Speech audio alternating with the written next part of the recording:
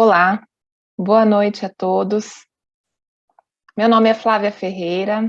Eu venho aqui agradecer ao público presente pela oportunidade de falarmos sobre um assunto tão relevante, como as certificações podem beneficiar as instituições de saúde.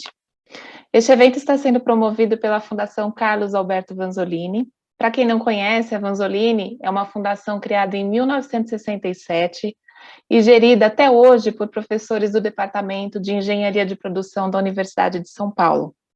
É o primeiro organismo de certificação do Brasil credenciado ao Inmetro, membro de órgãos de certificação internacionais, como a IQNet, ISQA, e credenciado junto à ONA, dentre outros. Nós temos um portfólio com mais de 60 normas de certificação e acreditação nos mais diversos escopos e segmentos.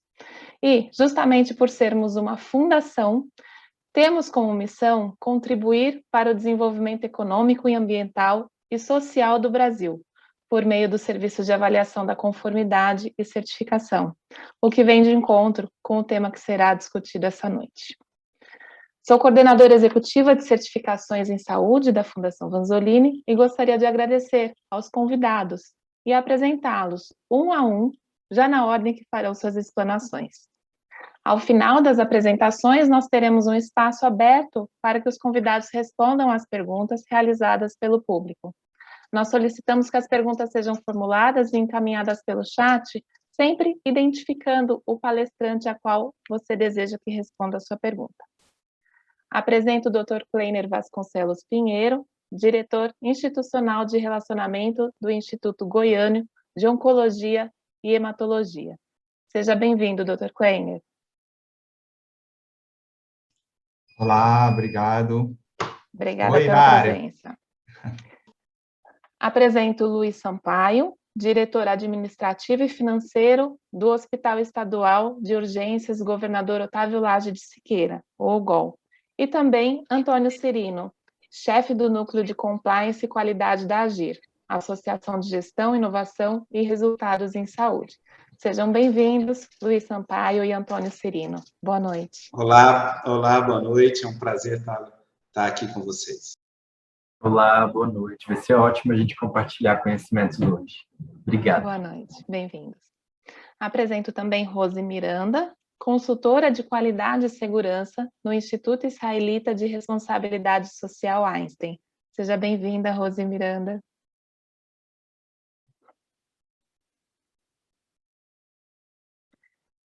E também doutora Andréia Alcântara, advogada, mestre em Direito da Saúde, gestora pública em saúde, ex-superintendente de regulação e políticas de saúde em Goiânia. Seja bem-vinda, doutora Andréia. Obrigada, boa noite a todos, excelente evento. Obrigada. Bom, seguindo a ordem como falei, dou a palavra ao Dr. Kleiner para começar a sua explanação. Obrigada a todos. Vamos lá, vou compartilhar aqui a minha tela. Deixa eu pôr aqui primeiro. Compartilhar a tela. PowerPoint. Vocês me dão um ok, se está todo mundo enxergando. Sim, conseguimos ver bem. Então tá. Então vamos lá. Tive aqui a missão de mostrar a vocês como as certificações, as acreditações podem beneficiar as instituições de saúde, seja instituições pequenas, médias, grandes, tá? Então, eu sou um dos sócios proprietários do INGO, que eu vou mostrar aqui para vocês.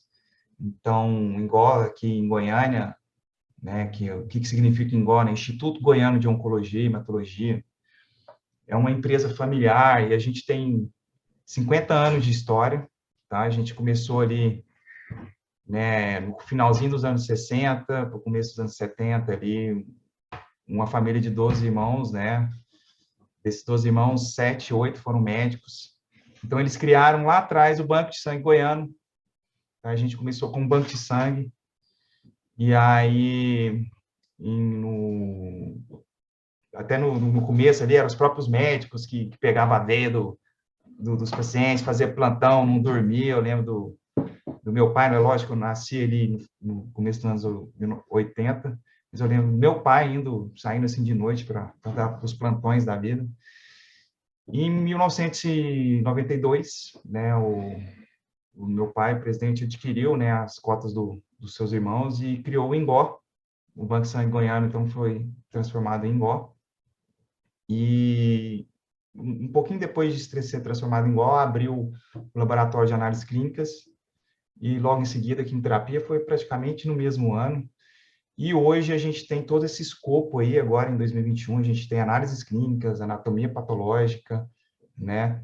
A gente tem banco de sangue, que foi o primeiro serviço, centro médico, temos mais de 50 médicos ali na nossa instituição, um centro de pesquisa, tá? Que foi desativado durante a pandemia, mas retomando, e onde que hoje nos consideramos mais forte na parte de oncologia e quimioterapia. Como vocês estão vendo aí, sempre a nossa premissa foi de cuidar de vidas, sabe, pessoal? A gente tem essa questão no nosso sangue, assim, a gente precisa cuidar de vida, melhorar a qualidade de vida dos clientes. Inclusive, a nossa visão, dentro da nossa visão, está essas 3 palavrinhas: cuidar de vidas com agilidade e segurança, tá? E para quê, né? Assim, e a gente tem aí como parceria, né? A gente começou essa questão das certificações há praticamente 4 anos, né? Que a gente teve essa decisão. Começamos com a questão da ISO, né? Junto com a Vanzolini, porque a gente viu, né? A exigência dos planos de saúde, está tendo uma tendência mundial, a questão de uma melhor segurança para o paciente, uma melhor segurança para os nossos processos, né? E, primeiramente, ver essa chave também para melhorar a eficiência na gestão de uma empresa, né, que nasceu familiar. Aí eu vim, por exemplo, do meu pai, eu sou o mais novo dos 4 irmãos, desses 4 irmãos, 3 são médicos. Então, aí você estuda para ser médico e não gestor, né? Aí já chega de cabeça na gestão. Então, mais ou menos 4 anos, a gente buscou a certificação ISO, né? Fomos certificados 3 anos atrás, fomos recertificados agora, e temos esse selo ONA, né, de farmácia, que foi adquirido agora no primeiro semestre de 2021. Nós somos a primeira instituição privada, né, que tem aqui no estado de Goiás a ter o selo ONA de farmácia específico. Eu até brinco, né, o manual de farmácia é praticamente o mesmo tamanho do manual da ONA, da empresa toda, e de tanta exigência que tem da ONA em relação à farmácia. E no fim do ano a gente vai buscar a ONA da instituição como um todo, tá bom? Então, uma breve história aí do que é o Ingó. E aí, esse aqui sou eu, né, Dr. Kleiner. Eu nasci ali no 1981, no finalzinho da geração X, para o comecinho da geração Y, então nem sei qual dos dois, eu considero mais X do que Y, assim, pelos meus hábitos, né? Então, como eu já disse para vocês, eu vim de uma família de médicos, né? Vi meu pai trabalhando, depois meus irmãos formando, então tinha aquele sonho de ser médico também. Fiz residência em patologia clínica, né? Que muitos confundem com anatomia patológica. Patologia clínica é a medicina das análises clínicas, porque a gente tem a análise clínica. Eu vi aquela questão de, eu quero tornar esse laboratório melhor, com mais qualidade. E durante esse tempo meu lá em São Paulo, né? Eu também fiz MBA em gestão em saúde pela Fundação Getúlio Vargas. Tá? E aí, em 2011, voltei, né? Voltei para casa. Doutor Ed, meu pai, tá na hora de voltar para casa, meu filho. Vamos ajudar aqui na empresa. E aí, em 2011, aí você já vem, né? Apesar da patologia clínica de ser uma área médica, a gente acaba aprendendo um pouquinho de gestão durante o curso. Então, a gente já adentrou aqui, mas em 2015 teve uma mudança assim na minha vida. Eu decidi meio que, entre aspas, largar a parte de diagnóstico e fui para essa questão da medicina integrativa, medicina funcional, né, que é uma medicina que busca, eu brinco, assim, é uma medicina que busca gerar saúde na população, é como se fosse uma medicina preventiva, que você vai mudando os hábitos da população, melhorando o estresse, o sono, a alimentação, para que as pessoas deixem de ficar doentes, ou quando estão doentes, elas se recuperam através de hábitos, de vitaminas, minerais. Cara, é bem gostoso, assim, eu sempre gostei dessa questão de boa alimentação, esportes. Inclusive, em 2018, eu fui o primeiro médico brasileiro certificado pelo Instituto de Medicina Funcional dos Estados Unidos. Eu tenho essa certificação. Então, um breve história de quem é Dr. Kleiner, né? E aí você chega, né? Vamos lá, 2011, você chega aqui, Goiânia. Aí, doutor Malavon, estou 10 anos aí na gestão e sempre a gente vê dificuldades, né? Dificuldades como diretor. A gente acaba, como os irmãos lá dentro, acaba que faz um rodízio, né, entre as diretorias. Né? Eu já fui diretor de RH, diretor de marketing, diretor administrativo, diretor financeiro, já fui de tudo. Hoje eu sou um diretor de relacionamento institucional, também a parte de marketing e de controle de qualidade está abaixo de mim. Mas a vida toda a gente vê aquelas dificuldades, né, de uma boa gestão, uma falha na comunicação, uma falha no monitoramento de dados, né? Às vezes você quer reter mais conhecimento, mais talentos, às vezes não consegue. Você, às vezes, vai muito pelo feeling, né? Uma dificuldade de alinhar a estratégia com a realidade, né? A gente precisa otimizar a operação, é muita coisa, né? Então, o que a gente quer? O que a gente viu necessidade há 3, 4 anos atrás? De deixar a empresa com um bom futuro, ver um melhor futuro para a empresa, deixar realmente um legado, né, para essa empresa. Daqui 20 anos, olhar para trás, pô, olha o que a gente fez para essa empresa, como que ela era antes, como é que ela era depois das acreditações, de tudo que a gente conseguiu para o Ingó, certo? E vamos entrar para frente. Desculpa, é esse slide aqui. E aí, em todas as instituições de saúde, assim, vamos falar de uma forma generalizada, né, que cada um tem sua particularidade, os processos, né, são construídos através dos conhecimentos técnicos das pessoas, né, existem os processos burocráticos dos órgãos reguladores, né, sempre a gente ainda vê muito registro em meio físico, em prontuário, em exames, às vezes leis e exigências foram escritas 10, 20 anos atrás, ou até mais, e não foram atualizadas, né? E muitas vezes esses conhecimentos técnicos, tanto dos colaboradores que a gente tem, dos médicos, dos gerentes, dos coordenadores, muitas vezes não tem como documentar, né? Eles exigem, às vezes, algumas documentações que muitas vezes você tem que botar no balanço, o custo-benefício daquilo, porque, pô, eu vou documentar isso aqui para quê? Né? Pô, vai me dar um trabalhão, mas será que no fim vai mudar alguma coisa? Então, tem essa questão. Dentro das instituições de saúde hoje, tem um mercado muito aquecido, né? Que gera alto índice de turnover. Então, seja as fusões, aquisições que assediam nossos médicos, que assediam nossos colaboradores, alguns cargos nossos, né, pela carência, né, levou-se salários que, muitas vezes, a gente não consegue pagar, então, esse alto índice de rotatividade. Questão dos riscos, né, para todas as instituições são inerentes, tem os riscos ambientais, riscos organizacionais, riscos financeiros, riscos de convênio, às vezes um convênio decide te descredenciar, isso dependendo daquilo. Risco, às vezes, até de procedimento, mesmo que você tenha todos os processos descritos, às vezes um funcionário, sei lá, faz uma infusão errada. Então, tem riscos diversos que a gente precisa identificá-los, né, os riscos, e ter planos para aquilo, né, no caso, se aconteça, planos de contingência também. E o nosso produto, né, na área da saúde é a vida. Então, a vida e também, igual eu já disse ali, por exemplo, na medicina que eu trabalho hoje, essa questão de melhorar a qualidade de vida do cliente, né? Porque às vezes você pode dar a vida para o cliente, mas ele está com uma qualidade de vida ruim. Então, você tem que unir as duas coisas, né? Então, a gente precisa lembrar, o médico ganha dinheiro no consultório, né? Agora, o empresário da medicina, o empresário da área de saúde, tem que fazer gestão de todas as partes interessadas, que eu já vou falar aqui para vocês, que a gente tem diversas partes interessadas, mas aqui a gente fez um breve resumo, né? Olha, você como gestor, tá, eu tô lá, eu sou médico, vamos falar que eu sou doutor Clênio, sou médico, né? Beleza, ganho dinheiro no consultório, procedimento, ok, vou para casa, pronto. Às vezes tem que dar uma assistência para o paciente ali que esteja passando mal. Beleza, agora, como gestor, né, como um médico empresário, olha tanta coisa que tem que fazer, né? Você tem que dar atenção ali aos órgãos reguladores, aos planos de saúde, né? Entender os requisitos disso tudo aí, né? Entender os requisitos da sociedade, que aqui estão os clientes também, né? Estão os nossos pacientes, estão os familiares.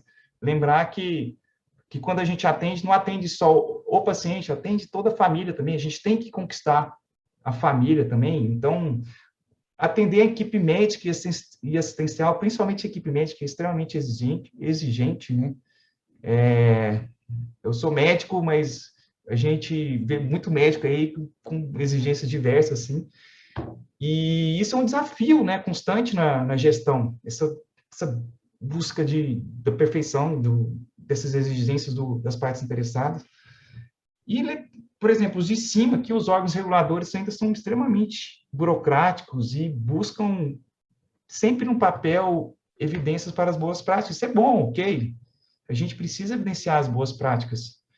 A gente precisa mostrar, por exemplo, através que a Vanzolini, quando vem aqui das auditorias, seja as internas, as auditorias externas, a gente precisa, sim, evidenciar as boas práticas, né? Então,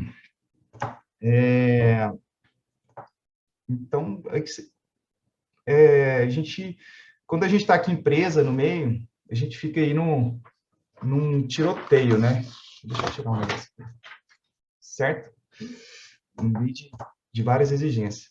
Então, o que as certificações nas instituições, né, beneficiam? Né? O que no fim, a gente melhora, né? Primeiramente, padronização nos processos. Quando você chega, né, não tem essa padronização dos processos, tem muito desperdício, por exemplo, né? Uma coisa que vem na minha cabeça sempre, vamos lá, depois que algo que a gente quer, que está tendo a nossa missão, agilidade, o que as pessoas querem hoje? A gente está num mundo muito, muito rápido, que é rápido, resultado rápido, não esperar muito tempo na recepção. Então, a partir do momento que você padroniza os processos, né, você foca na questão da agilidade. Você vai lá ver, pô, o paciente está esperando 40 minutos na recepção, por quê? Aí você vai lá, identifica as falhas no processo, né, vai identificando, vai tirando coisas inúteis ali no processo, vai melhorando ali, melhorando aqui, saiu de 40 para 20. Não, mas a meta agora é 10, o paciente não pode ficar, eles estão reclamando ainda. Aí você vai melhorando. Olha, a gente quer liberar o exame mais rápido da cidade, que é das nossas metas. Pô, a gente já está batendo. Aí vai lá, bota uma televisão lá na área técnica do laboratório, olha, aquele que sempre está mostrando os resultados que estão verde, amarelo, vermelho, e aí, praticamente, a gente está liberando todos os resultados, os que fazem na nossa área técnica, dentro de 2 a 4 horas. Então, por quê? Porque a gente padronizou os processos, melhorou, e assim, isso são poucos exemplos que eu estou dando para vocês, mas para a instituição como um todo, é excelente, né? Você não fica trabalhando só no FIV, né? Vem as auditorias internas, que muitas vezes, na grande maioria das vezes, são mais exigentes do que as externas, né? Elas identificam um monte de coisa lá, e isso é excelente, né? As análises críticas que a gente precisa fazer para ir sempre numa melhoria contínua, os indicadores, né? Que, como diz lá o William Edward, a gente não consegue gerenciar, né, o que nos pode medir, então os indicadores servem para isso, para ver onde estamos e para onde queremos ir, e também um maior engajamento das pessoas, que no começo tem aquela resistência, todo mundo que passa por acreditação, certificação e isso, tem aquela resistência dos colaboradores, não querem sair da zona de conforto, uns têm que sair da empresa, infelizmente, por mais antigo que seja, porque não se adapta à nova realidade, né? Infelizmente acontece isso, mas todo mundo fala, né? Quando você está em processo de mudança, algumas pessoas precisaram sair. Benefícios da certificação. Algumas eu já falei aqui, uma melhoria contínua. Então, é muito engraçado, né? Para a questão da certificação, você começa ali, demora a começar, porque tem os desafios das certificações, né? O que são os desafios? Eu vou falar um agora, no finalzinho eu falo outro. Um deles é um custo, né? O investimento, você olha, pô, nossa, eu tenho que investir isso, eu tenho que gastar aquilo, e depois que você começa, vai mudando, vai gastando, não sei o quê, para colher frutos lá na frente, né? Mas no começo a gente, como gestor, só olha o custo, né? Custo, custo, custo. E aí, depois que você começa a fazer uma, e você já, não, já vamos fazer aquela outra, já vamos fazer aquela do laboratório, sei lá, começa com ISO, agora vamos para a ONA, da ONA vamos, já estamos planejando o PALC, entendeu? Na anatomia patológica já tem uma acreditação, e aí é a melhoria contínua, né? É questão de melhorar os processos, de deixar tudo mais seguro para o paciente, para nós, tá? Então, mais benefício, deixar as partes interessadas mais satisfeitas, seja o médico, seja os órgãos, seja os convênios, seja os hospitais, seja vamos falar, os sócios, né, proprietários, precisam estar satisfeitos também, para dormir melhor, né, chegar em casa, tá dormindo melhor, tá? E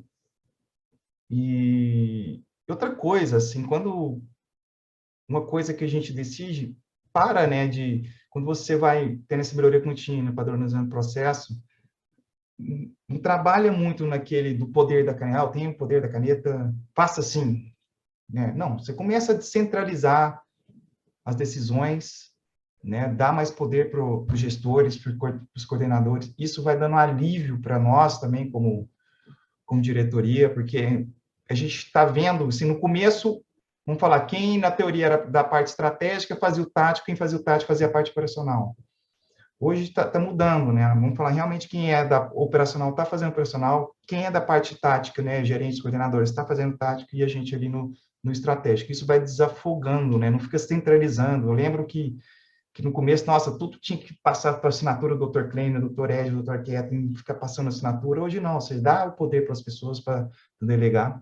Por quê? Porque a gente tem processos e controles mais estruturados, né? Tem um melhor conhecimento organizacional, né? A gente toma decisão baseada em fatos e não eu acho, me respeite, faça do jeito que eu quero, porque acontecia isso, né? A gente não pode negar, né? A gente também, por exemplo, a gente precisa respeitar questões de experiência, como o Dr. Edio, que é o presidente, que tem vários anos de experiência, mas tem hora que você tem que mostrar, não, ô pai, tá aqui, ó, não dá para ser mais assim, o fato tá aqui, a gente fez uma análise, aí não fica aquele lá, eu acho e faço assim, acabou, né?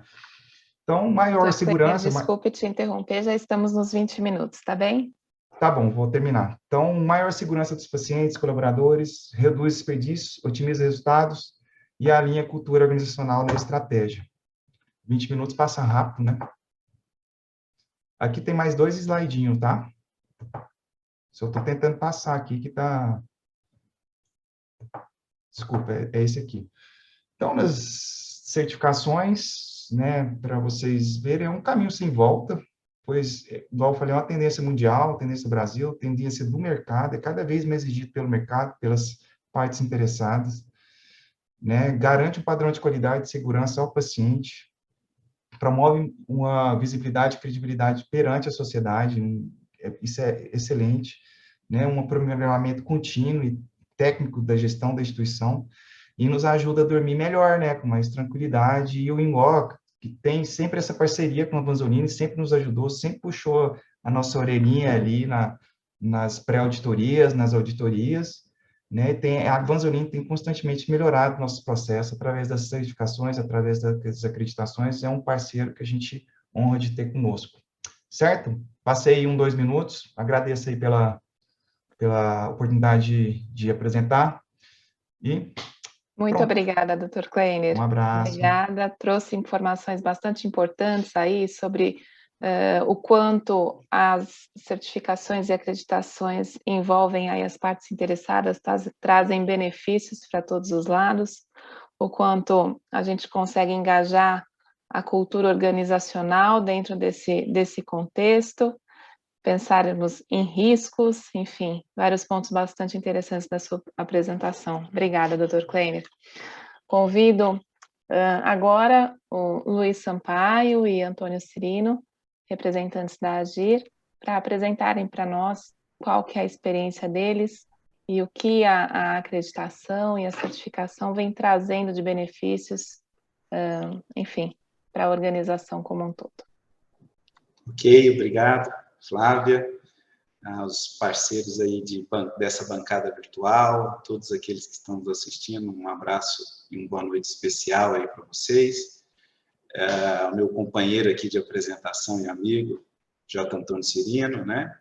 Enfim, vamos falar, né? Agradeço a oportunidade que a Vanzolini nos deu aí para passar um pouco da experiência do GOL, né? Nessa jornada da cultura, da qualidade e segurança do paciente, né? E o seu potencial transformador aí dessa acreditação dentro das organizações hospitalares. Pode passar, Tony. Bem, então, falando um pouquinho da nossa organização, né? A AGIR é a Associação Goiana, a Associação de Gestão, Inovação e Resultados em Saúde, né? Estamos atuando aí cerca de 20 anos no mercado, né, em uma OS, e com o intuito aí de promover soluções em gestão e gerenciamento na área da saúde, né. A AGIR sempre prezou pela excelência nos processos, pela qualidade, pela segurança no atendimento e na prestação do serviço à saúde, né. E o GOL sempre, desde o início, o GOL foi planejado até antes mesmo da sua operação, dentro já de moldes, né, e dentro já de uma cultura de qualidade já preconizada pela AGIR, né. O nosso hospital é um hospital de 512 leitos, né, um hospital de alta e média complexidade, assistência, ensino, pesquisa e extensão universitária, né, contamos atualmente hoje com 512, como eu disse, mas agora em período de pandemia essa capacidade ela foi até aumentada, né? 96 leitos de UTI e referência aí para o Estado com o trauma pediátrico, na assistência a queimados, na questão da hemodinâmica e cirurgia cardíaca neonato, pediátrica e adulto, e agora, em outubro, a gente já vai iniciar também um processo da alta complexidade neurointervencionista também. Então, uma unidade bastante pujante e rumo, né, à alta complexidade. Pode passar, Tony. Então, como não pode ser diferente, né, tudo que cerca a unidade é baseado no seu plano estratégico, né, e já na identidade organizacional, a AGIR e o GOL já traz e declara o seu compromisso com a assistência segura e com a qualidade, como vocês podem ver nas nossas missões e visão, né? Nos nossos valores também, e, lógico, convergindo para um propósito institucional, que é o propósito da AGIR de cuidar de vidas. Pode passar, Tony? E aí, a gente já começa a entrar para dentro desse universo aí, né, do que é a qualidade e essa cultura da qualidade e o seu potencial transformador aí na realidade dos hospitais, né? A gente pode dizer que a qualidade, ela é um importante esteio, né, para o cumprimento realmente dessa peça, né, desse planejamento, desse plano estratégico que a organização tem. Porque, como o doutor Kleiner colocou, né, a gente padroniza operações, a gente mapeia os processos, a gente gerencia através de processos, isso tudo dá uma base muito importante para o alcance das nossas metas estratégicas, né? Então, isso traz aqui, por exemplo, né, essa performance de 90% do cumprimento do nosso planejamento estratégico referente ao nosso biênio 2022. Então, isso também uma dos esteios disso tudo é o nosso processo de gestão da qualidade aí. Pode passar, Tony. Não poderia passar batida a questão da pandemia, né? Porque o hospital, por si só, todos os hospitais, né? E hospitais como o GOL, tudo aquilo que a gente planejou, tudo aquilo que a gente propôs como plano, como procedimentos, isso tudo foi testado, né? Todo o nosso gerenciamento de risco foi testado na pandemia, extremamente estressado, né? E uma das coisas que a pandemia trouxe foi justamente uma crise de confiança, né? Uma crise de confiança na prestação do serviço, em virtude da incerteza, que era tudo muito novo, a incerteza que aquilo trazia, né?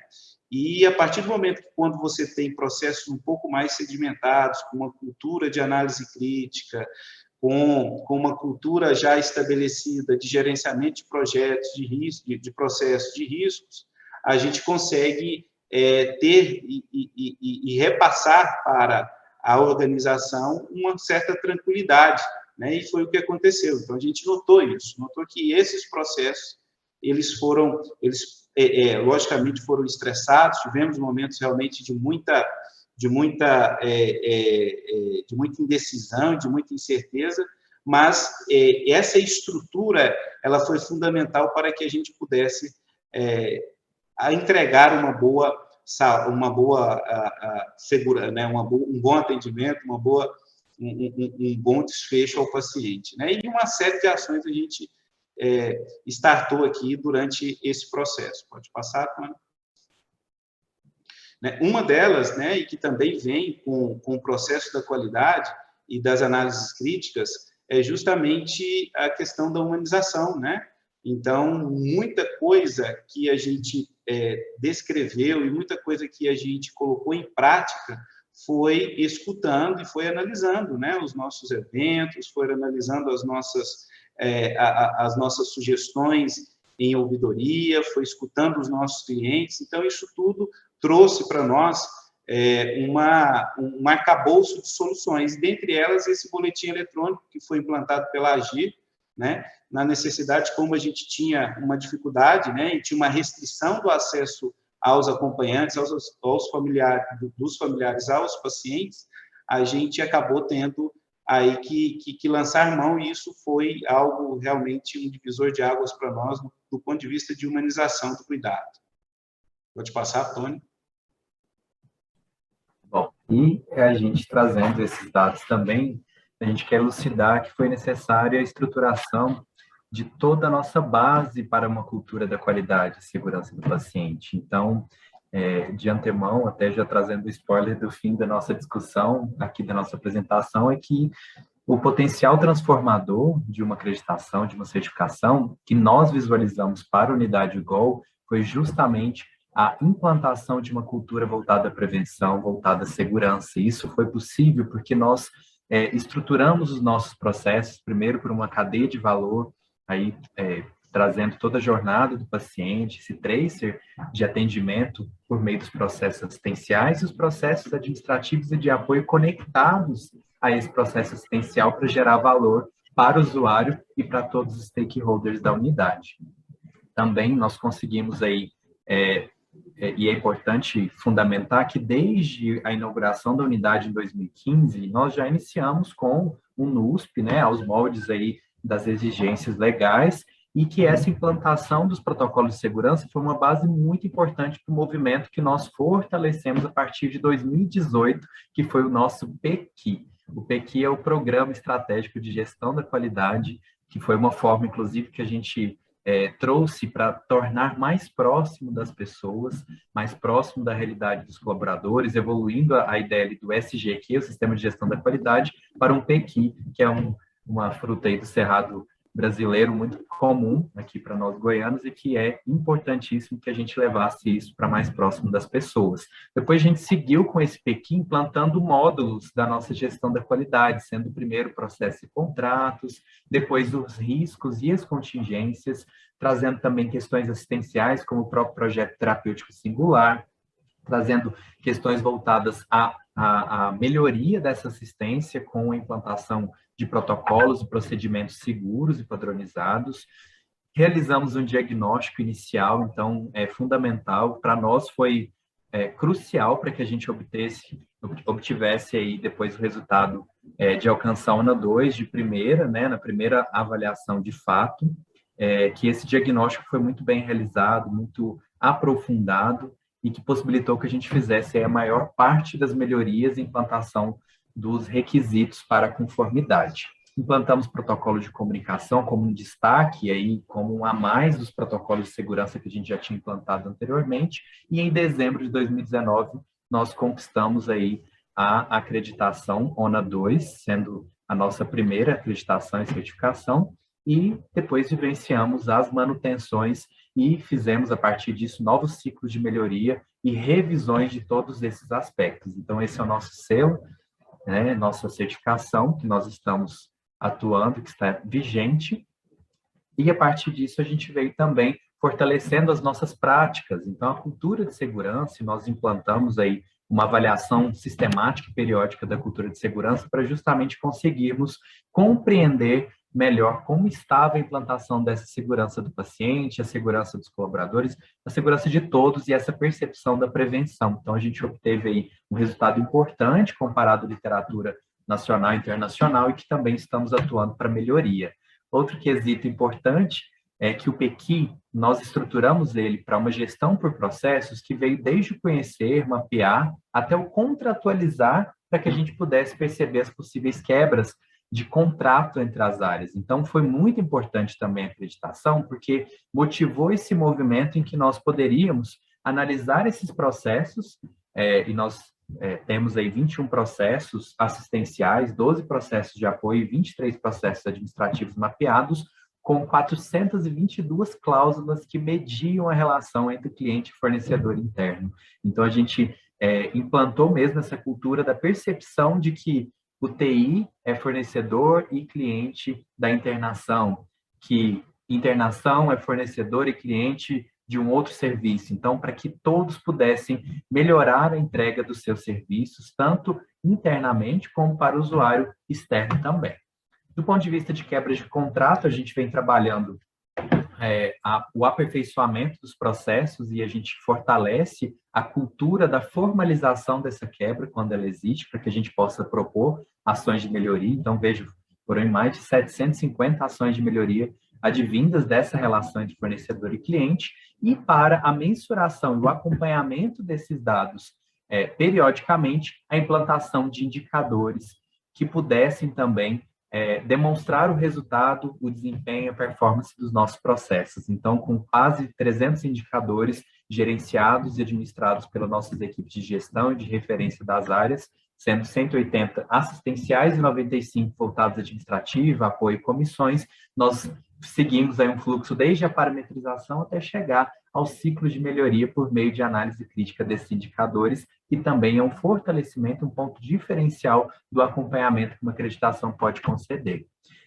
E para que essa gestão de riscos fizesse cada vez mais sentido, nós implantamos uma avaliação específica de riscos e que, particularmente, ela é uma cerejinha do bolo aí para essa gestão da qualidade, justamente porque a gente consegue fazer e melhorar a prevenção, atuando de forma prospectiva com a metodologia que nós adotamos, e a gente já está aí no 5º ciclo da nossa avaliação de riscos, que a gente monitora por meio aí de pelo menos 569 ações com 56 indicadores exclusivos para o monitoramento de risco. Outra questão importantíssima foi a implantação de políticas institucionais que pudessem amparar e orientar, por meio das diretrizes principais e estratégicas da organização e da unidade, a atuação por meio dos processos. Então, as políticas foram implantadas e elas estão em gerenciamento contínuo e revisão também por parte aí institucional. Outra ferramenta essencial que foi implantada é o PEQisômetro. Então, como a gente tinha o PEQI, que é o Programa Estratégico de Gestão da Qualidade, a gente precisava de um mecanismo de acompanhamento. Então, vocês visualizaram a quantidade de processos que nós temos, né, na unidade UGOL, e era necessário, para que a gente alcançasse os resultados, mecanismos de monitoramento desse resultado, com requisitos que acompanhassem, por exemplo, a criação do indicador, a alimentação desse dado, a realização da análise crítica, entregas e demandas voltadas à gestão de pessoas e vários outros requisitos que a gente mensura mensalmente nesse PEQisômetro, e que as áreas ganham esse troféu mensalmente, são premiados aí, reconhecidos pelos seus resultados. Sampaio? Ok, e dando seguimento, então, né, dentro desse PEQisômetro, a gente já pode notar aqui, a gente traz um gráfico do acompanhamento, né, do nosso gerenciamento da performance, né? Então, comparado com 2021, os setores, 73% dos setores que são monitorados por esse PEQisômetro, dentro desses critérios que o Tony colocou, apresentaram, né, uma melhora da performance comparada a 2020. Então, isso mostra um ciclo de melhoria através dos PDSAs, enfim, essa rampa, né, de melhoria, e uma maturidade em relação ao gerenciamento né, desses processos. Pode passar, Tony. Aqui a gente traz também um outro ponto importantíssimo, que temos reuniões de análise críticas que envolve a direção, que é o nosso índice de satisfação dos usuários baseado no NPS, né? Então, a gente está sempre no nível, na zona de excelência aqui, né? E tivemos em períodos aí da pandemia, com as restrições ao acesso, enfim, uma certa dificuldade em relação a entrar na casa dos 90%, mas agora a gente já retomou de novo e chegando à marca aí dos 95% de satisfação do usuário conforme o NPS. Né? Uma outra coisa é tem que cuidar de quem cuida, o doutor colocou isso também, né? Então, nós temos um olhar especial também às pessoas, né? E aqui a gente tem uma pesquisa de clima, onde que traz, né, a satisfação do nosso grupo de seletistas de 80% e dos parceiros terceiros também, com 79% de alcance dentro de um índice bastante positivo. Pode passar, Tony. Né, a gente, para sustentar isso tudo, a gente precisa ter um olhar para custos, né? Então, os próprios requisitos traz isso, então a gente tem toda uma metodologia voltada para o gerenciamento da performance econômica e de custo do hospital. Então, a gente faz esse acompanhamento, esse gerenciamento para sustentar realmente essa operação voltada para a melhoria, né, dos processos e focando sempre a qualidade e a segurança do paciente.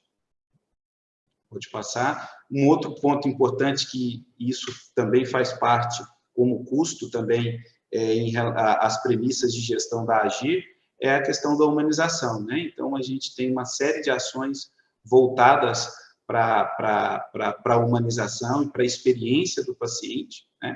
Então, aqui a gente tem aqueles que cuidam, né, aos que são cuidados, a educação e saúde, né, que tem uma série de itens. E, logicamente, a gente tem a qualidade como uma grande mola propulsora de projetos estruturantes de melhoria, né? Então, de tudo, como eu coloquei, de todos os canais que a gente tem, das análises críticas, das análises de eventos, dos nossos clientes, enfim, tudo isso gera um arcabouço aí de projetos estruturantes buscando a melhoria contínua, né? Então, a gente tem, por exemplo, o Tony está me apressando aqui em relação ao tempo, viu, pessoal? Exato, vamos informados. Mas a gente tem alguns projetos aí interessantes, né, que depois a gente pode até depois abrir para vocês. Pode passar aí, Tony.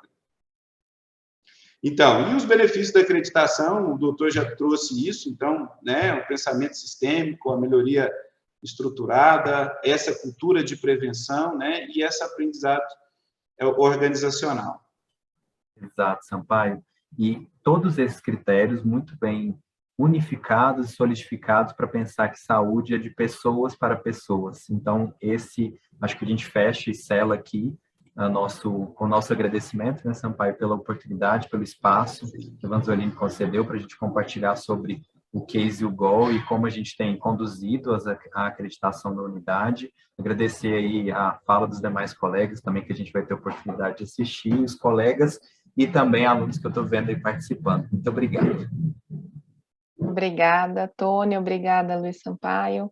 Acho que é relevante trazer o quanto a estruturação, você conseguir monitorar e mensurar os seus processos e toda a sua estrutura, trouxe aí um engajamento e a solidez para vocês enfrentarem a pandemia, né? Isso é bastante interessante que a gente traz aí na fala do Luiz e do Tony. Agradeço mais uma vez a apresentação de vocês e convido a apresentar agora Rose Miranda, compartilhar conosco sua experiência. A Rose já é uma parceira da Vanzolini há bastante tempo, temos alguns hospitais acreditados aqui em São Paulo, e acredito que ela vai poder trazer para todos vocês os benefícios e qual é o histórico da acreditação no seu caminho.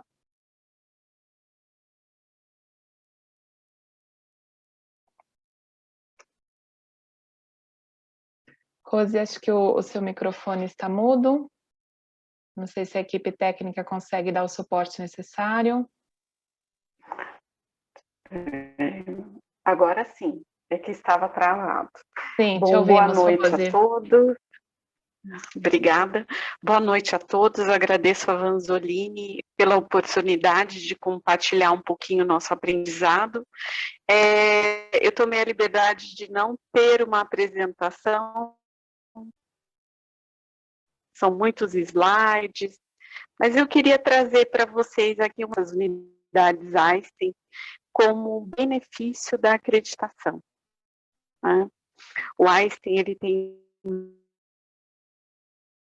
mais de 15 mil profissionais e das nossas áreas na responsabilidade social e outros modelos de acreditação em outras unidades, né? Desde Joint Commission, CAP, entre outras acreditações. E por que a instituição valoriza tanto a acreditação? Porque ela acredita nesse, ela não é só dos líderes, de coordenadores ou gerentes, ela vem de uma decisão estratégica. Então, nós temos, o nosso diretor acredita nesse processo, no desenvolvimento das pessoas, a presidência. Então, existe um trabalho muito intenso em busca dessas acreditações. Nós temos o nosso propósito, levar uma gotinha de Einstein para cada cidadão. Então, temos pilares diferentes. O nosso pilar de conhecimento, de responsabilidade social, de melhor assistência, de inovação e tecnologia. E a gente mostra que nós conseguimos fazer isso também com o recurso público que nós recebemos. As nossas unidades públicas, elas não têm um recurso financeiro Einstein para poder se movimentar. Nós somos parceiros do sistema público, onde nós trabalhamos com esse recurso financeiro para trazer o melhor para as nossas instituições. E as acreditações nos auxiliam nessa gestão. Então, é por isso que nós acreditamos muito no melhor resultado. Dentro desse cenário de responsabilidade social, que é a nossa parceria também em acreditação com a Fundação Vanzolini, nós escolhemos a instituição acreditadora que nos fortalece e que nos passa confiança. Então, esse é um dos critérios também de seleção de acreditadora da nossa sociedade. Então, nós temos alguns requisitos obrigatórios, pensando que isso também está relacionado à nossa imagem, porque o nosso sistema de gestão da qualidade, ele é uma verdade, ele tem que ser uma verdade, né, para que a gente movimente toda a nossa equipe. Dentro da nossa estrutura, nós temos 2 grandes hospitais públicos, que são o Mboimirim e Vila Santa Catarina, atendendo desde oncologia, até um tempo atrás nós tínhamos uma estrutura de transplante dentro dessas unidades também. O Mboimirim fica numa região de periferia de São Paulo, onde já foi reconhecida como uma das mais perigosas do mundo. Esse cenário mudou ao longo dos anos também, e nosso hospital lá, ele existe desde 2008, né, e pela ONU. E nesse caminho também dessa credibilidade de acreditar nesse sistema, nós temos 2 unidades de pronto atendimento e 23 unidades entre AMAs especialidade, CAPES e UBS em processo de acreditação, né? E um dos fortalecimentos que a gente tem é que o nosso sistema público obrigatoriamente tem que seguir as leis. Não dá para a gente aceitar, porque é um hospital com recurso público, que ele não vai cumprir algum requisito legal. Enquanto os hospitais a gente não vê que tem um incêndio, e aí você olha e não tem um AVCB. Isso é tão importante, essa avaliação dessa especialidade é muito importante para a gente, né? Então, nós temos atividades em desenvolvimento para buscar essa acreditação. E esse desejo é da alta direção.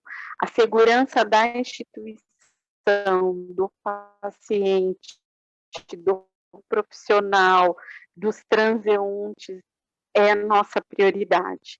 Então, essa segurança, o sistema de gestão da qualidade, ele vem trazendo esse conhecimento, né? E os benefícios dessa acreditação ele inicia desde a organização das estruturas, né? Nós sabemos que quando você busca essa acreditação específica, você começa a organizar os cubos. Então, nós dizemos que os cubos estão todos desorganizados e cada um tem um cubo. E esse fluxo tem que ser contínuo. E esse é o grande aprendizado, né? Essa é a grande alegria mesmo de ver as pessoas se movimentando, trazendo aquele olhar e falando, eu não gosto de você, qualidade que você me incomoda. E depois eles olham e falam assim, olha o que a gente construiu. Então, esse é, eu acho que, o grande valor que a gente traz da qualidade, né? O fortalecimento dessas equipes multidisciplinares, elas passam a ter autonomia e coragem para seguir em frente e falar, a instituição acredita e eu também quero isso para mim. Eu vou funcionar de qualidade. Eu já tenho qualidade, mas eu não conhecia isso em mim. E eu sei que tudo isso que eu pratico é aquilo que eu me comprometi a fazer com o ensino que eu adquiri, meu curso universitário, meu curso de gestão de qualidade. E eu estava com o olhar sempre do cenário, do dia a dia, e olhando que tem outras pessoas que estão em sincronia com ela. Que a gente não é isso, a gente não vai conseguir atender um melhor resultado, né? Então, nesse olhar sistêmico, nós estimulamos a criatividade das pessoas, fazem melhor, elas querem criar, elas inovar, e elas são disso. E esse é o nosso grande ferramenta, e é o nosso é outro deles, porém, às vezes as pessoas com trófico, todas as instituições têm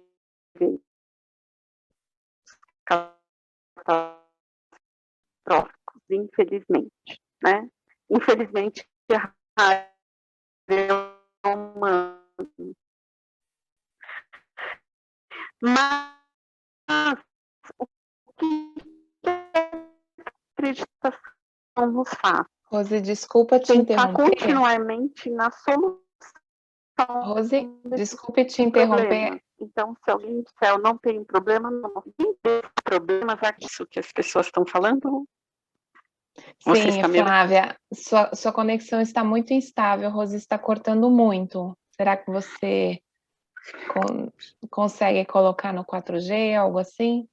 Só um instantinho, por favor. Eu acho que fica melhor. Tá, Mas, de qualquer forma, enquanto estava cortando, a gente conseguia ouvir palavras importantes, assim, como inovação, olhar sistêmico, segurança da instituição, confiança, credibilidade. Então, acho que, de alguma forma, a gente está conseguindo captar a sua mensagem, Rose. São pontos importantes citados por você.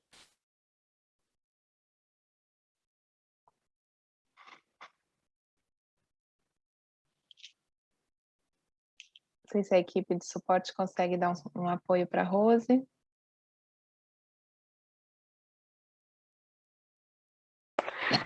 Eu voltei, vocês estão me ouvindo? Ouvimos sim. Melhorou? Melhorou, com certeza. Ah, então tá. Desculpem, viu? A tecnologia, ela nos traz grandes desafios. Se vocês não me ouvirem, por favor, sinalizem. Tá bem. Bom, então, onde eu parei foi onde são os desafios, onde nós temos eventos. Todas as instituições têm eventos, não existe uma instituição que não tenha algum problema. Mas o que a acreditação traz para a gente? Ela traz conhecimento, para que a gente possa trabalhar no desenvolvimento dos profissionais, né? De desenvolvimento de estratégia, ter desenhos que solucionem esses problemas e as mudanças. Nós, nessa insatisfação contínua, nós buscamos mudanças, recursos, e recursos não significa que eu tenho que comprar e comprar. O recurso, muitas vezes, ele vem de uma criatividade, mas essa criatividade, a acreditação nos traz como uma criatividade sustentada, segura, e eu acho que isso é muito importante, né? São esses aprendizados. Todas as nossas decisões, assim como os colegas nos falaram, elas têm como base dados, elas não são decisões por impressão. Nós temos decisões através de números, nós acompanhamos nosso cenário através de números, e esses números têm que ser analisados, não aumentou e diminuiu. Ele aumentou por quê, ele diminuiu por quê, o que a gente vai fazer para melhorar? Então, a acreditação, ela nos cobra, né? Então, ela é a peça importante que nos cobra continuamente. Continuamente, quando tem acreditação, auditoria para acreditação, para manutenção, as pessoas se movimentam, mas elas se movimentam continuamente também, né? É que no dia da acreditação elas ficam nervosas, elas acham que elas não fizeram a sua tarefa, e aí elas vão correndo atrás das coisas, mas elas fizeram, né? E elas organizam os seus pensamentos para fazer o melhor e trazer o melhor resultado dessa acreditação. E a acreditação, ela traz uma coisa que é um valor, que é a transparência e a coragem. A coragem para a gente reconhecer as vulnerabilidades que a gente tem no processo.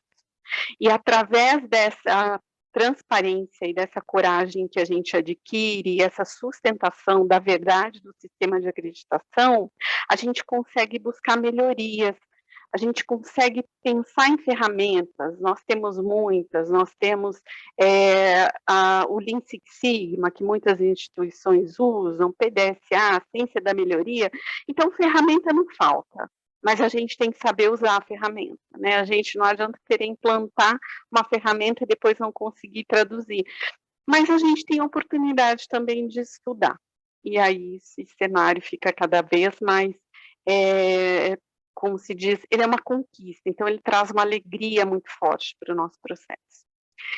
E outro ponto importante que a acreditação vem trazendo ao longo dos anos é que nós não acusamos as pessoas dos eventos, não, nós não acusamos, mas nós temos que estudar e orientar as pessoas para que as coisas tomem um caminho diferente, mas que esse momento ruim seja transformado em uma motivação e que esse parceiro que passou por esse evento, ele nos ajude a reconhecer os pontos frágeis e trazer uma melhoria, ele fazer parte dessa melhoria, e ele não se destruir, mas ele se construir. Então, a qualidade, ela é um movimento construtivo, nós temos que construir esse cenário das pessoas, né? E aí a gente vai para o engajamento do time. Eu já fico engajada e animada só de dizer tudo isso aqui, porque me traz muita alegria, eu acredito muito nisso.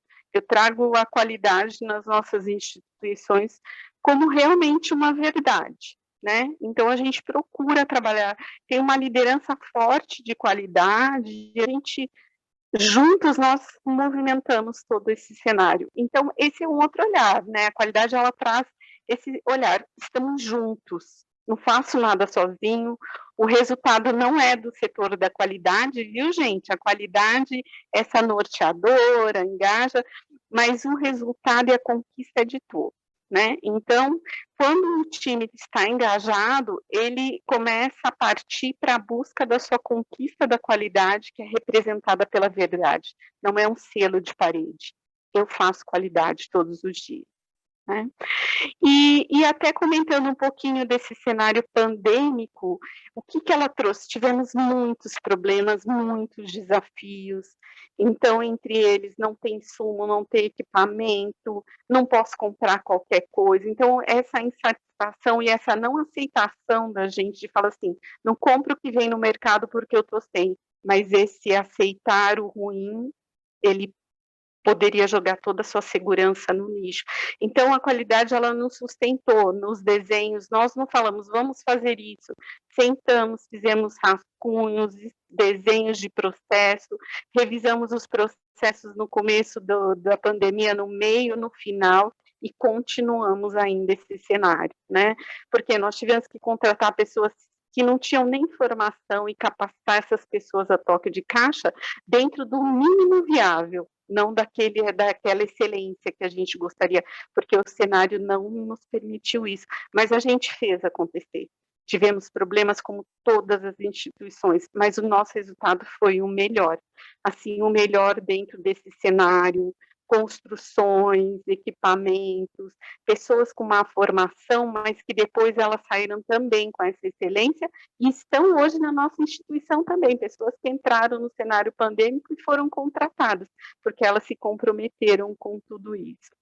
Então, o nosso desafio é sempre ofertar o melhor e a segurança, e não aceitar que um produto tem que ser aquele mais caro, o profissional não tem que ser aquele só que se formou na melhor faculdade, mas sim aquele que traz o melhor para esse momento. Nós todos temos excelência, e então o nosso sistema de gestão de qualidade ele é embasado nisso.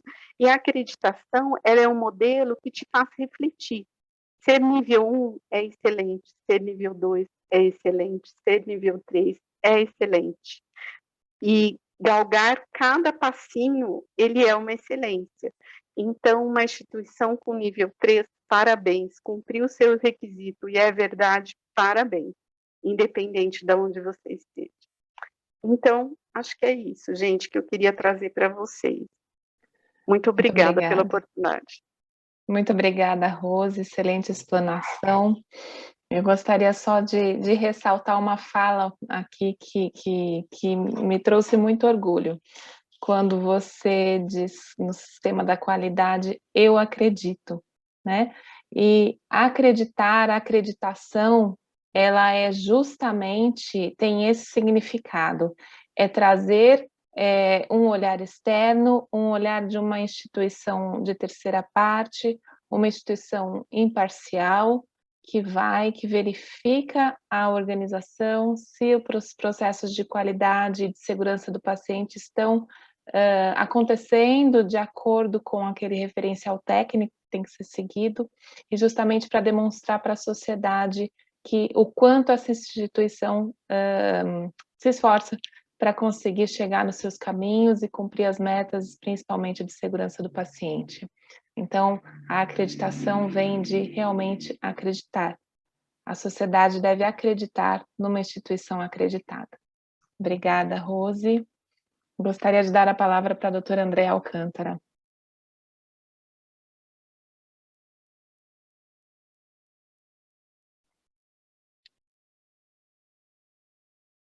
Doutora, está no mudo o seu microfone.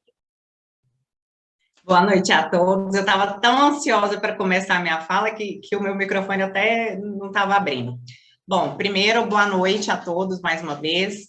Obrigada pela oportunidade de estar aqui com todos vocês essa noite. Obrigada à Fundação Vanzolini, obrigada aos meus colegas de bancada, obrigada ao Bruno, obrigada Flávia, né? Nos conhecemos recentemente.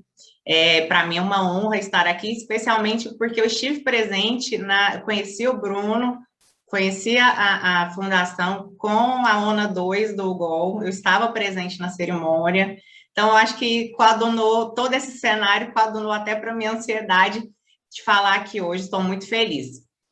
Primeiro que eu estou me sentindo a cereja do bolo, e eu já falei isso antes de nós começarmos o evento, eu já falei.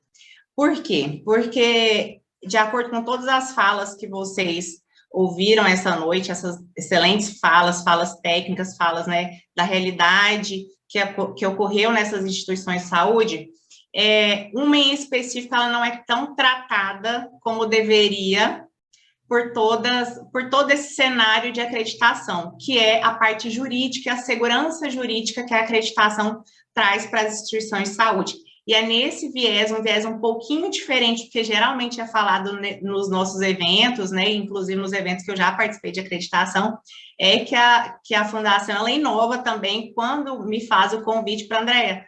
Leva um olhar diferente de como a acreditação pode se dar nesse ambiente jurídico, né? Como que ele pode melhorar, o que ele pode otimizar dentro das nossas instituições de saúde. Então, é nesse viés que eu vou trazer para vocês alguns casos concretos, eu não vou trazer nada de juridiquês, vou trazer a nossa realidade prática, porque eu atuo em unidades hospitalares, fazendo o que eu vou contar para vocês logo mais.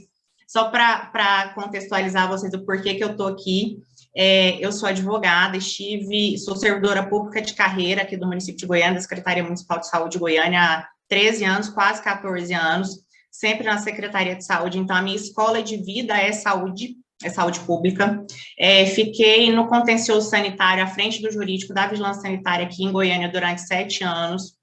Após isso, assumi um cargo de gestão, que é de superintendente de regulação e política de saúde, né, no qual fiquei até o final do ano passado, então passei por todo esse cenário de pandemia. E depois disso, optei por ingressar na advocacia corporativa das unidades, das instituições de saúde, de forma geral, nos hospitais, empresas de home care, empresas de UTI, ou seja, eu consegui extrair um olhar macro de todo esse cenário que envolve a judicialização e como a qualidade do serviço está diretamente ligada à responsabilidade jurídica de todas as instituições, seja ela de caráter público, seja ela de caráter privado. E é nesse sentido que eu vou trazer a minha fala para vocês, que eu vou começar a compartilhar a minha apresentação. Só um instante.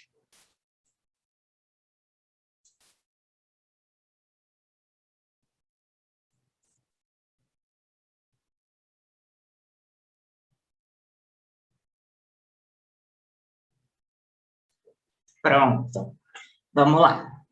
Então, nesse viés mesmo que eu trouxe para vocês, né? Como que a certificação de qualidade, ela pode ser uma estratégia importantíssima para a segurança jurídica, não só da instituição como ente corporativo, mas também dos atores que respondem por essas instituições, o diretor técnico, o diretor clínico, né? Então, isso tudo a gente vai conversar um pouquinho durante a minha fala. Como eu falei para vocês, que eu estou me sentindo a cereja do bolo, e eu, como boa leonina que estou mesmo, porque, de fato, é um assunto diferente. Antes, bem lá atrás, as primeiras vezes que eu procurei algo que relacionasse a parte jurídica com a parte de acreditação de qualidade, eu senti uma carência muito grande de teoria, de academia. Dificilmente a gente vai achar artigos acadêmicos que envolvam essa situação de fato propriamente dito. A gente acha algumas poucas frases, alguns textos soltos. Então, talvez até me acender uma luzinha aqui, talvez até é uma tarefa que eu vou encampar daqui um pouco, né? Talvez escrever alguma coisa que faça esse link com maior robustez, produzir algo acadêmico na academia. Eu sou aluna do doutorado da Faculdade de Medicina aqui da Universidade Federal de Goiás, então, quem sabe eu faça alguma coisa nesse sentido também lá dentro do meu doutorado, que é realmente um viés extremamente interessante e inovador, né, como tem que ser nos doutorados.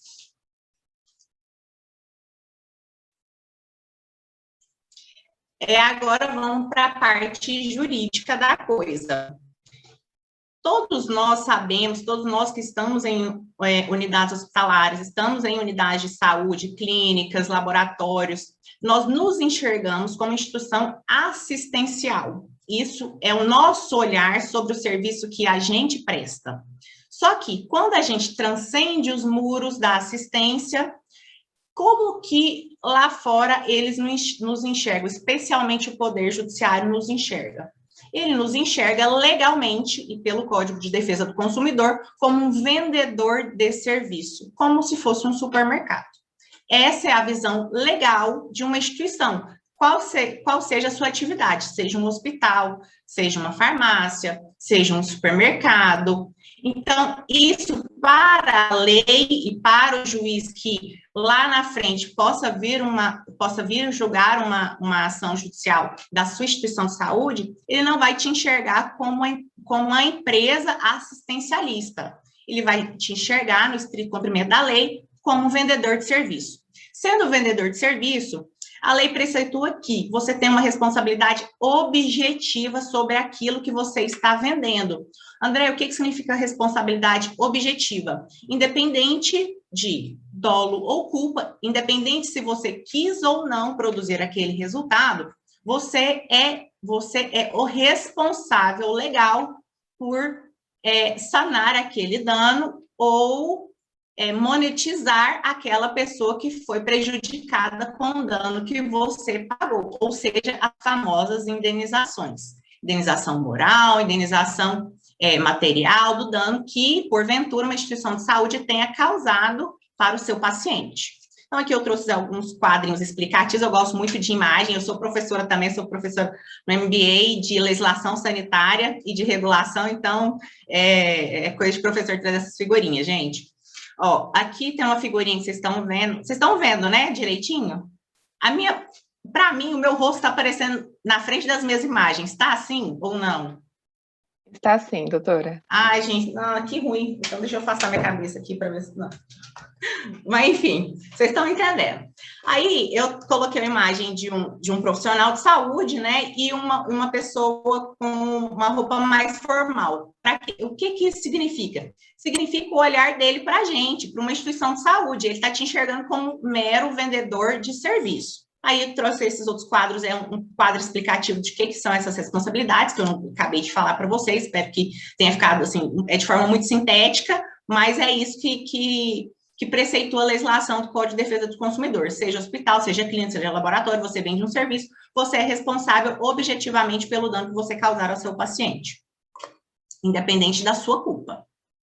Salvo, e aí eu já vou falar daqui a pouco, salvo em ocasiões em que você demonstrar que não houve um nexo de causalidade, ou seja, o que você praticou diretamente não causou aquele dano para o paciente. E aí é nesse sentido de comprovação ou não do nexo de causalidade que uma certificação de qualidade, ela vem diretamente ligada aos subsídios que a gente precisa.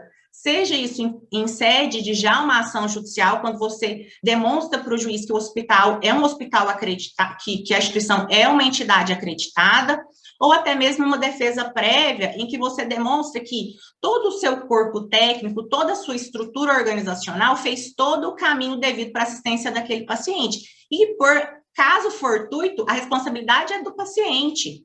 Não existe essa máxima de sempre a responsabilidade é do fornecedor de serviço, desde que você consiga comprovar que não teve uma culpa exclusiva.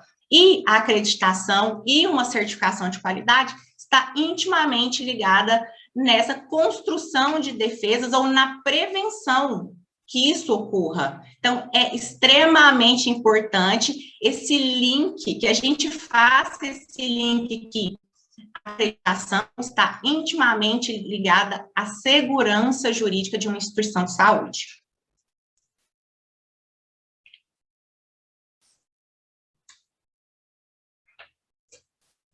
Ai, deixa eu voltar.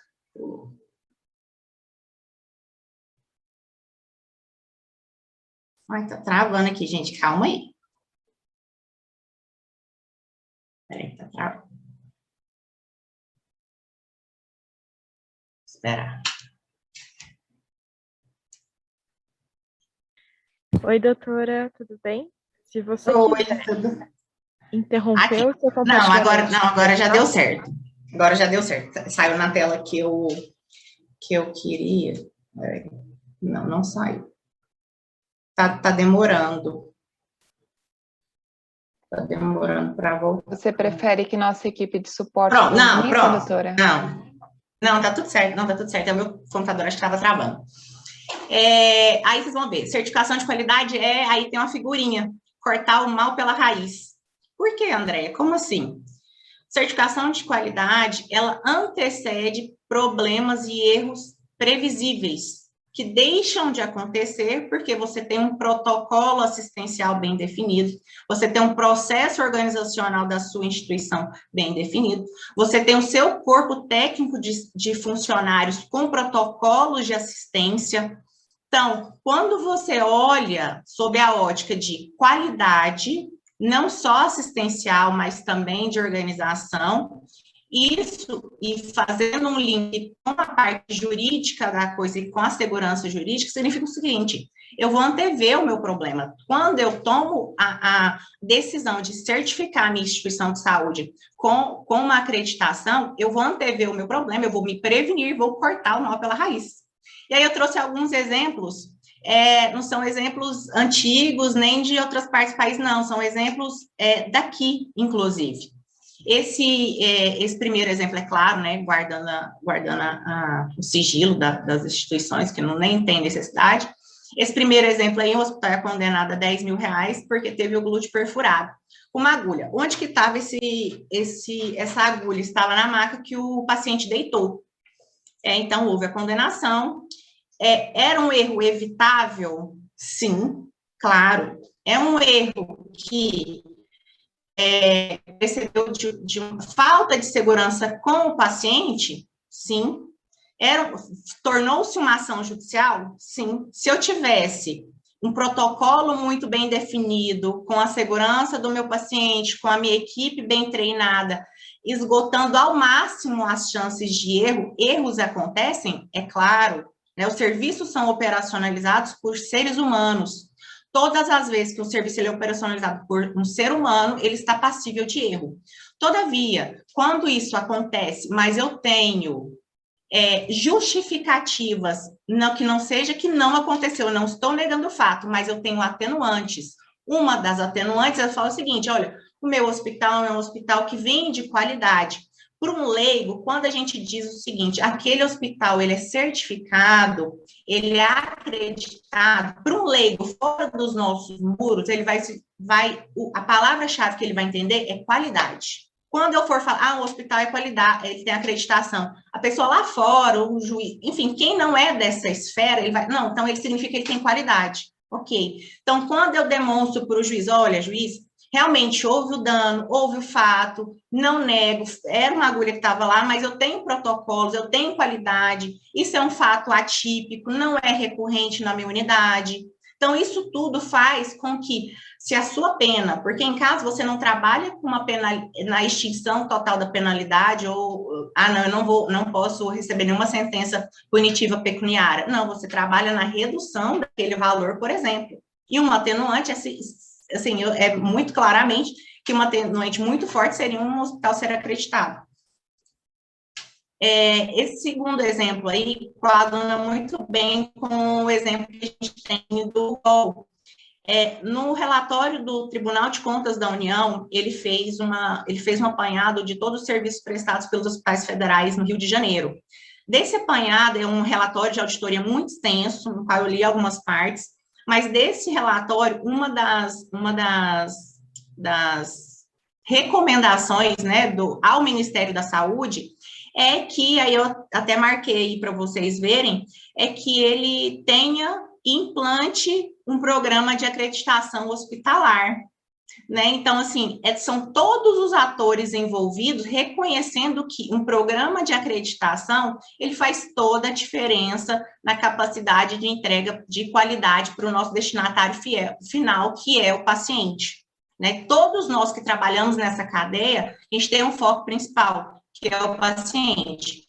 Perpassa desde os nossos trabalhadores, é claro, e a gente tem total, né, faz todo esse trabalho para que o nosso trabalhador, para que o funcionário da instituição trabalhe bem, trabalhe feliz, mas o destinatário final é o paciente. Nesse sentido, até o Tribunal de Contas da União já está recomendando, e acho que se julgar essa relatório de auditoria do ano passado, que se faça, e aqui, né, a AGI já há muito tempo já trabalha com isso, o Albert Einstein também há muitos anos, né, temos uma instituição privada, né, que é reconhecida nacionalmente, então, que bom que Goiânia e Goiás já tem essa percepção de qualidade muito aflorada.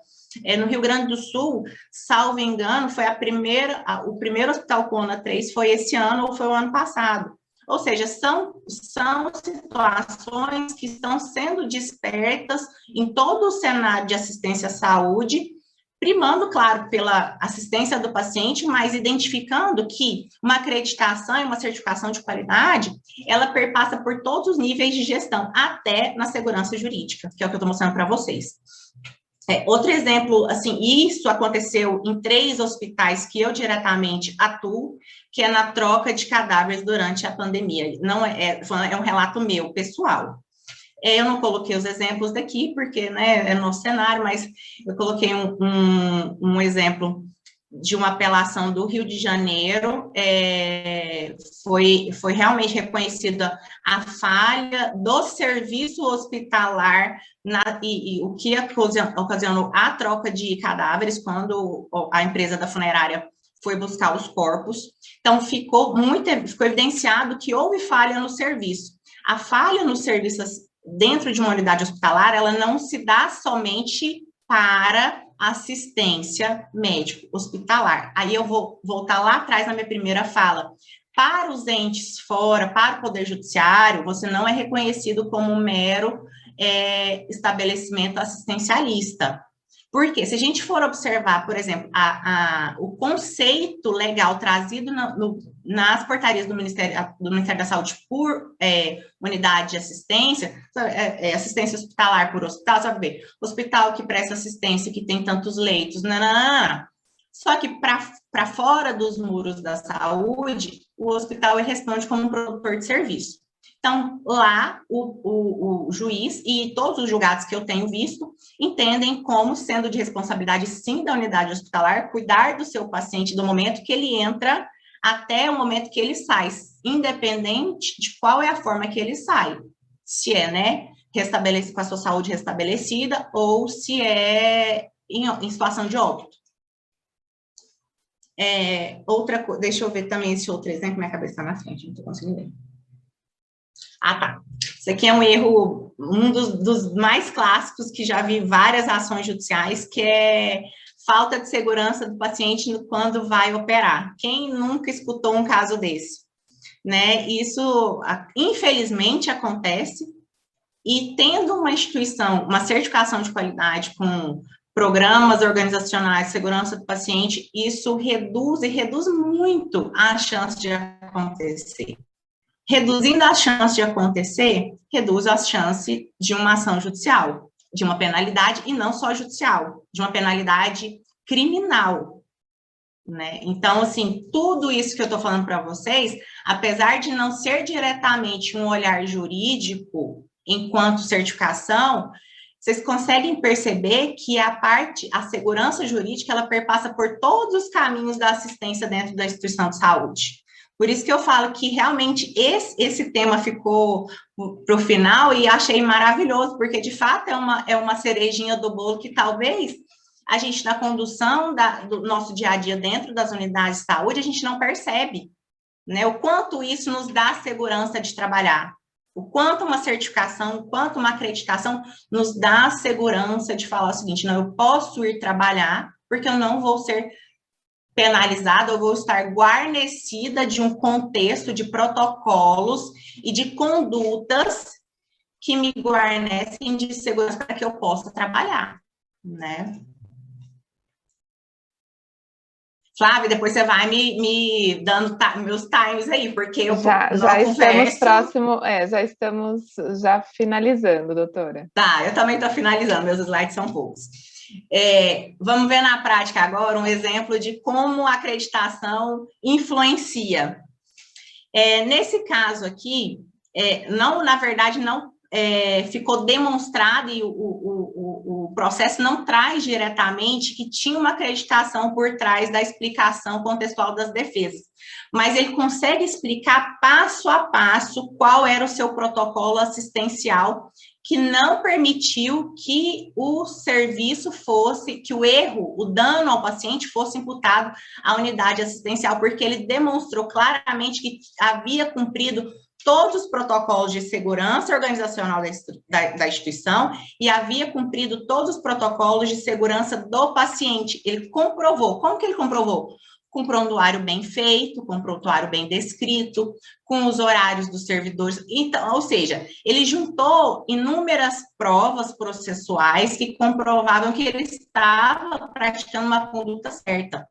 Quando eu falei lá atrás que a única coisa que impede a culpabilidade de uma instituição de saúde é quando ela demonstra que a culpa foi de terceiro ou da própria vítima. E nesse caso aqui, o juiz reconheceu o seguinte: muito embora a família esteja alegando, nesse caso, o que ele fez? O paciente pulou, esse caso foi aqui em Goiânia, tá, gente? 28ª Vara Civil de Goiânia. O paciente pulou da janela do hospital, pulou do 2º andar do hospital, esse processo é recente, essa sentença acabou de sair, 10 de setembro de 2021, então tá quentinha aí.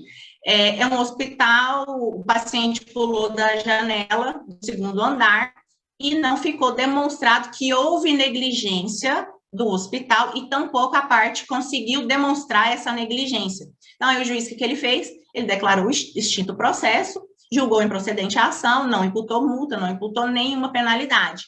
Mas porque eu tive a curiosidade de olhar eu fiz uma busca ativa no ProJude, gente, que é o sistema de processo do Tribunal de Justiça do Estado de Goiás.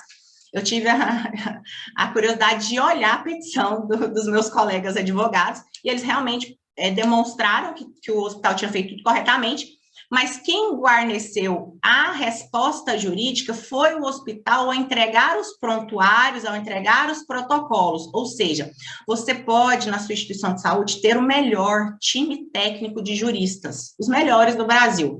Se você não conceder a ele fundamentos técnicos da sua instituição de saúde, do que de fato aconteceu lá dentro, não existe tese que vai aplacar a sua culpabilidade. Ou seja, mesmo que você tenha excelente assessoramento jurídico, você precisa ter fundamentos técnicos que o seu serviço é bem prestado. É isso. Que foi o que aconteceu nesse caso que acabou de prolatar a sentença no hospital aqui em Goiânia, gente. Então, assim, exemplo claro da nossa realidade. Vamos para o penúltimo slide. Penúltimo, está terminando? Tem quantos minutos? Já estamos no horário. Temos 2 minutos, doutora. Então tá. Mas isso aqui eu ia falar das coisas do momento.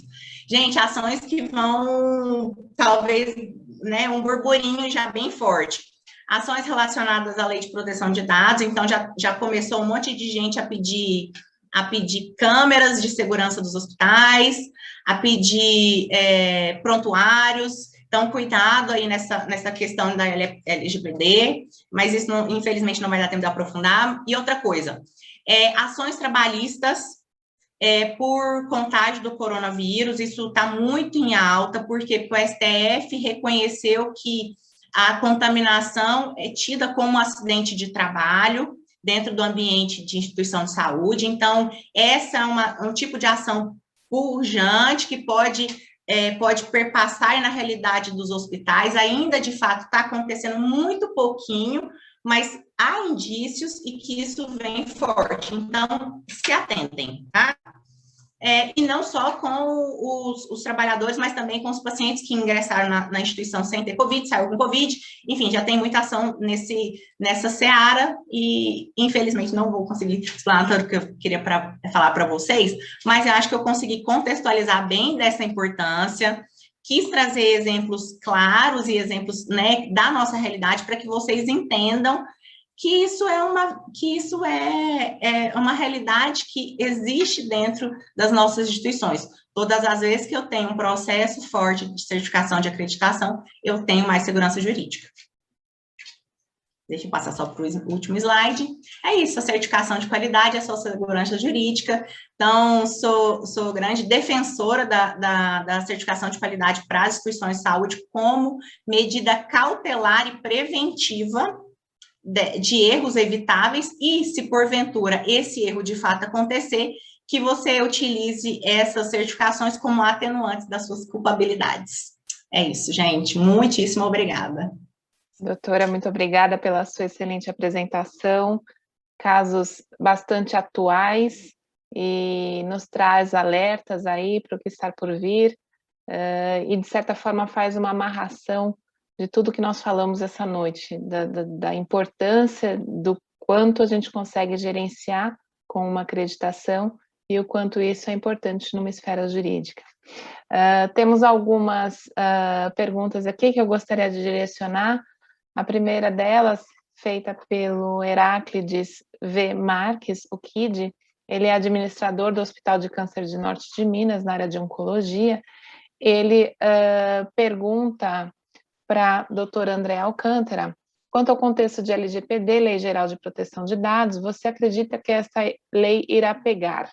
Aí ele traz 2 opções aqui. Você acredita que o governo irá conseguir fiscalizar e punir as instituições que não cumprirem todas as recomendações da lei?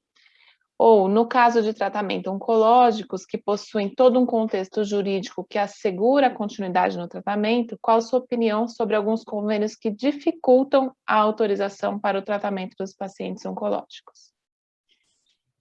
Primeiro, em relação à primeira parte da pergunta, se vai pegar ou se não vai pegar, ela já pegou.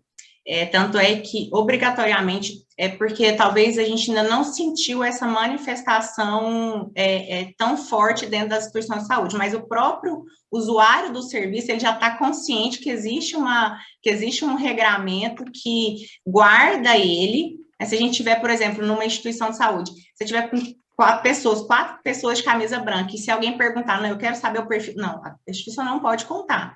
Então, acho sim que é importantíssimo o olhar e a acreditação, ela coaduna muito bem com a LGPD, porque realmente são assuntos que têm que se casar, acho sim. Em segundo ponto, nos casos de tratamento oncológico, continuidade de tratamento, em relação aos planos de saúde. Em relação a plano de saúde, eu acho depende muito do quadro, do caso em específico. Eu não consegui, assim, de forma geral, entender muito bem se é algum caso específico, segura a continuidade do tratamento, possui algum contexto. Bom, em caso em que os planos de saúde, eles dificultam o tratamento oncológico, primeiro que a gente tem que observar o que está aprovisionado como serviço autorizado para o seu plano de saúde, se ele está reconhecido pela ANS, né, se ele já passou pela Conitec, ou se são medicamentos que não estão contidos dentro do rol, aí sim o plano de saúde, ele está no direito legal dele de negar, porque aquilo não está aprovisionado no rol. Então, se for nesse sentido, vejo dificuldade, sim, que os planos guarneçam o serviço assistencial que o paciente quer, em casos que isso não esteja contido no rol de serviços e medicamentos que estão definidos como legalmente ele deve entregar. Acho que é isso. Obrigada, doutora. E o próprio Heráclides, ele pergunta para Rose Miranda, sua instituição, por tratar-se de uma instituição pública, neste processo de acreditação. Primeiro, qual foi a maior dificuldade neste processo de acreditação? E, em segundo, como despertar o engajamento dos colaboradores? E o mais importante, como manter o engajamento desses colaboradores? Rose? É que me bloquearam aqui, acho que eles estão liberando, só um instantinho. Bom, mas eu vou respondendo enquanto isso. Tá bem. Bom, isso é um trabalho contínuo, a gente não vai parar nunca. Eu acho que o primeiro aprendizado que a gente teve é que isso tem que partir da liderança. Então, você tem que sustentar a sua liderança para que ela mostre a sua responsabilidade frente a tudo isso, porque é o líder que movimenta a instituição, né? Então, não adianta a gente falar, é só a base, não, ele tem que ser bem informado, ele tem que acreditar nisso que ele fala também, e a gente tem que partir dessa liderança, né? E também de trazer a base para esse mesmo patamar depois. Então, é assim que a gente começa um sistema de gestão. A gente faz a liderança acreditar e traz essas pessoas. E isso tem que ser contínuo, esse engajamento tem que ser contínuo, porque os nossos profissionais, eles mudam. Então, isso não tem fim. Ele é um cenário diferente, não dá para fazer o mesmo todo dia, a gente tem que criar novas estratégias, inclusive até as gerações, né? Se fosse na geração do meu pai, era só dizer o que tinha que fazer. Na minha geração, começa a se contestar. E hoje, na nova geração, eles falam assim, eu não quero fazer, não vou fazer. Então, se ele não acreditar que isso seja uma verdade, ele também não vai fazer. Então, é assim, o segredo de manter é você ter uma equipe que faça essa inovação constante e que traga esse acreditar constante. E, principalmente, quando ele faz uma notificação, não deixa ele não saber qual ação foi feita, porque senão ele responde na sua pesquisa de cultura de segurança, eu não tenho feedback das notificações que eu fiz, eu não enxergo a melhoria frente às notificações, eu não acredito na notificação e não acredito que meu gestor gere melhoria. Então, é um trabalho em time. E como o seu time vai mudar, você precisa ter estratégias para aquele que entra, para aquele que fica, e se aquele vai embora, que ele vai embora com melhor aprendizado e levando o melhor para outra instituição que ele for, né? Então, não existe uma receita, existe o acreditar e motivar, e envolver, né? Obrigada, Rose. Já estamos avançando um pouquinho no nosso horário. Acho que a última pergunta ela vai para o Dr. Luiz Sampaio. É uma pergunta do Bruno Casagrande que ele diz: sabe-se que as acreditações e certificações agregam a toda a sociedade. Existe algum estudo do quanto as certificações e acreditações agregam economicamente para as instituições? Obrigado pela pergunta, acho bastante pertinente. Bem, existe, né, teses, estudos nacionais, internacionais, teses de mestrado, de doutorado, que fala, né, desse impacto econômico que as acreditações e as certificações de qualidade geram, né? A partir do momento, se a gente for pelo conceito do que é valor em saúde, né? Valor em saúde, o conceito é o desfecho assistencial dividido pelo custo assistencial, né? Então, a qualidade da assistência, ela gera valor, que é o inverso, né, do desperdício. Então, assim, a partir do momento que você tem processos bem estabelecidos, que você tem métricas, né, que você tem indicadores, e que você começa a monitorar esses resultados, você, logicamente, vai gerar uma cadeia que ela vai ser viável economicamente e ela vai gerar. A doutora mesmo, né? A doutora André trouxe isso, né?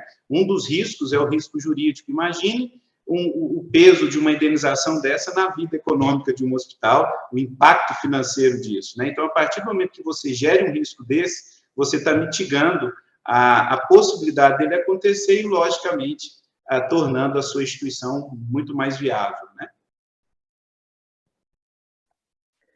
Muito obrigada, Luiz Sampaio. Eu gostaria só de lembrar a todos que temos no nosso chat uma pesquisa de satisfação para saber a sua opinião sobre o nosso evento, deixar o seu feedback, até para que nós possamos trazer aí novos temas em novas noites coroadas de aprendizado, como foi essa.